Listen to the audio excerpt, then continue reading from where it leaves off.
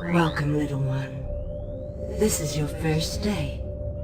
Your designation will be RP-01/138. We expect great things from you.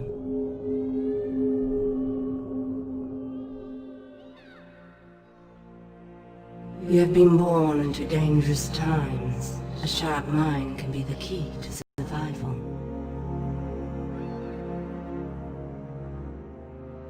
But as often as not, it will be your inherent physical traits that win the day. Hey guys, Max82 and welcome back to another wrap-up. Today's wrap-up is on Republic Commando, which is a Star Wars game. I've played a lot of Star Wars games on this show, it seems. Seems like this thing is mostly Star Wars shows. Star Wars games. But there's more other types of games in the pipeline. There's also more Star Wars games. Anyway, Republic Commando. It's stuff like this that kind of redeems the existence of the Star Wars prequels. It's the games and the books and the TV shows that are set in that time period that really make that storyline, contextualize that storyline in a way that makes it less... It lessens the issues that I have with it. This is a very solid first-person shooter with like a simple tactical system that's really engaging. The story's alright as well. You follow a team of clone commandos through a handful of missions that are sort of like Black Ops, special operations sort of things being run by the Republic during the Clone War. It's only like a handful of things, but like you do them and you're sort of there in the thick of it, down and dirty, in the underbelly, in the dirt, boots in the mud sort of Star Wars fighting. The commandos each have a pretty distinct personality as well.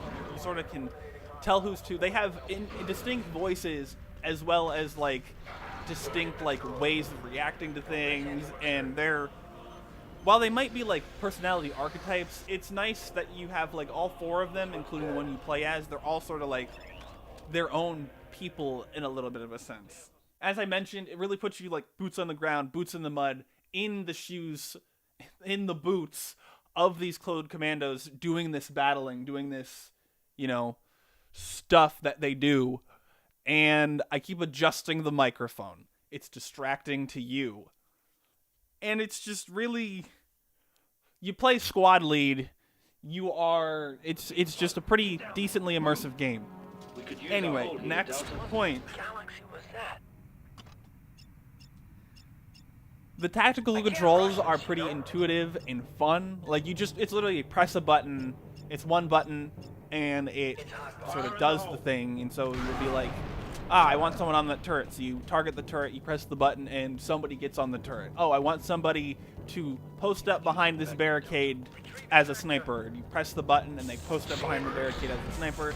You don't get to choose which person, but it's very simple and intuitive and decently engaging. I had a great time with it. I kind of love that sort of like basic like tactical stuff where I can just be like, go here, do that. And then if you die, you can be like, maintain position, do the thing, like, complete the operation, and then come get me. Or you can be like, I think they're all gonna die before that, so come get me so that we don't lose.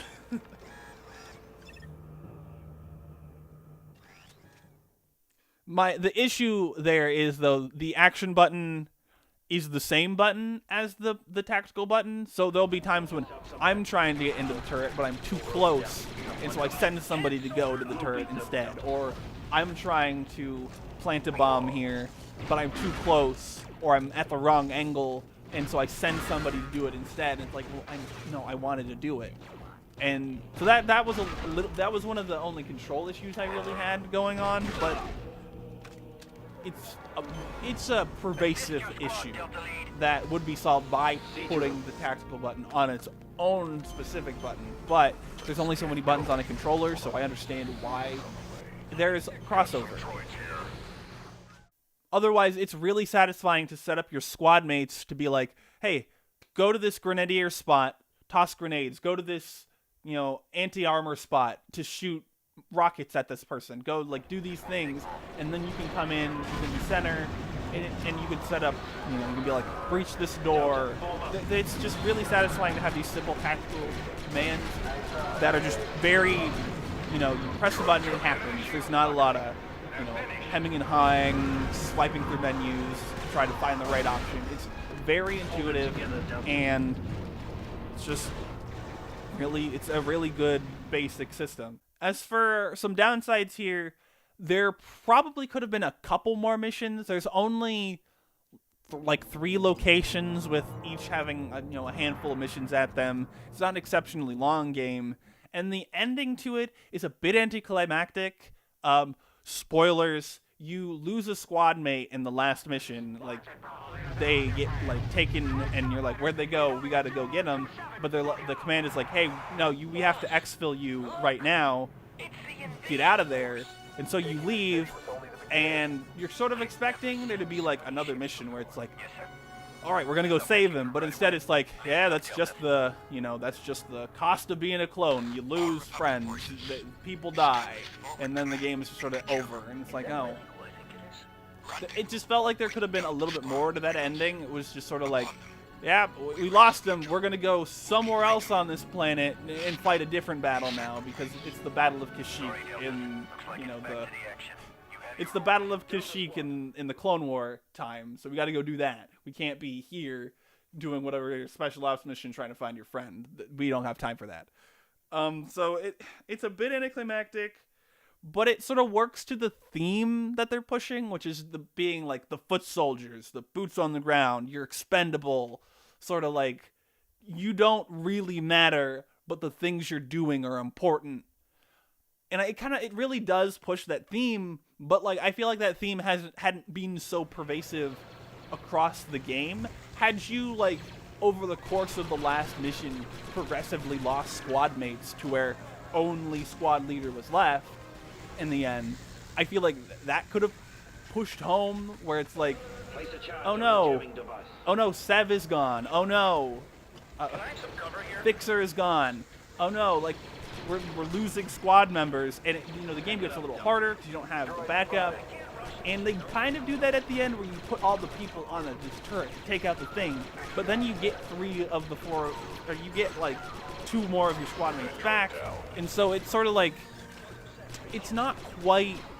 I feel like they could have done more to push that theme. But again, we're talking about a game, that's from 2004 or something. It's not there have been things to tell this sort of story in the time since. Halo Reach exists. It's the perfect example of exactly how to tell this sort of thing. But we're not there yet in terms of game storytelling, so I just think it's sort of missing something.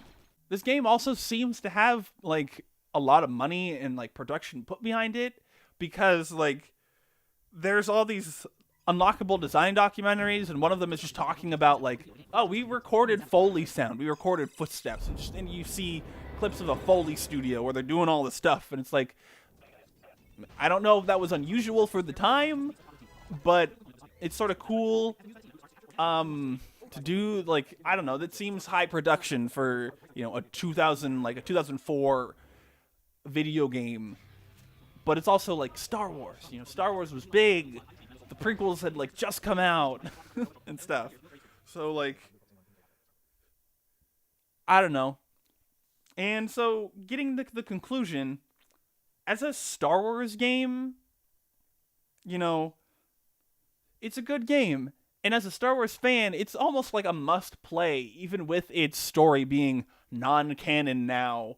I think it's one of the things that, as I mentioned at the beginning, it really redeems the existence of the prequels. Things like this and the Clone Wars TV show, where they really delve into the meat of the setting and the lore. They really sort of justify like what was trying to be done with the Star Wars prequels that sort of was failed on in the movie form. And so as a Star Wars fan, this is something that I feel like people should search out. If you're a fan of Star Wars, try to get your hands on this, try to experience this. But even as a game, it's overall pretty solid. It's for a first-person shooter of its kind, like so early on a console. You know, it's good, and I recommend it. So yeah, that's that. Anyway, moving on to the, end part. If you want to go down in the description, you can find my links to all my things, Patreon, Twitter, Twitch, whatever else is down there. Down in the description, you can click the links, follow me, whatever you want to do.